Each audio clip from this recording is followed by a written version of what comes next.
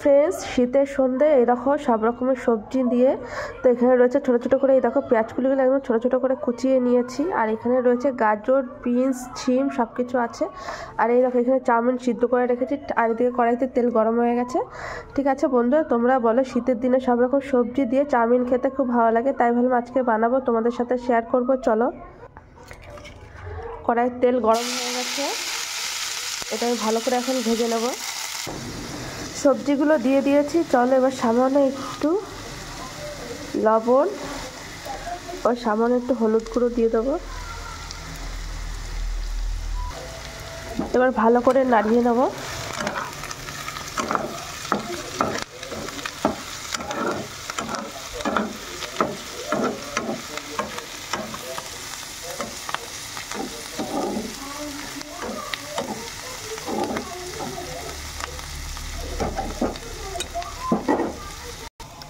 ঠিক আছে চলো বন্ধুরা, সবজিটা আমার এখন ভালো করে ভাজা হয়ে গেছে, এখন তুলে নেব।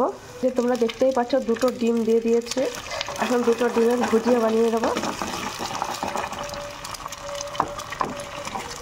আর সবজিগুলো দিয়ে তেল বেরোচ্ছে, এই জন্য সবজিগুলোকে সাইডে রেখেছি। এই যে তোমরা দেখতেই পাচ্ছ ডিমের ভুজিয়া আমার রেডি হয়ে গেছে। এখন এগুলো দিয়ে একসাথে ভালো করে নাড়িয়ে নেব।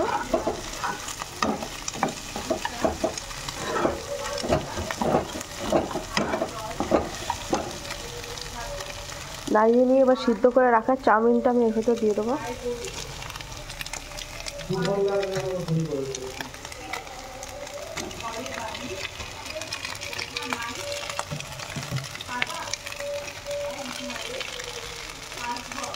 ঠিক আছে চলো, এই যে চাউমিনটা দিয়ে দিচ্ছি।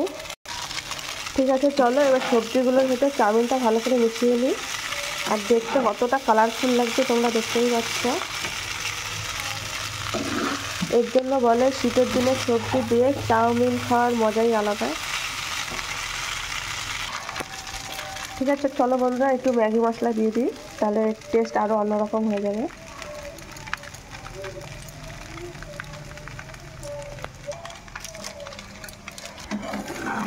চলো এবার মশলাটাকে ভালো করে মিক্স করে দেবো। দিয়ে মোটামুটি আমার এখন রেডি হয়ে গেছে। তোমরাই বলো কালারটা কত সুন্দর এসছে।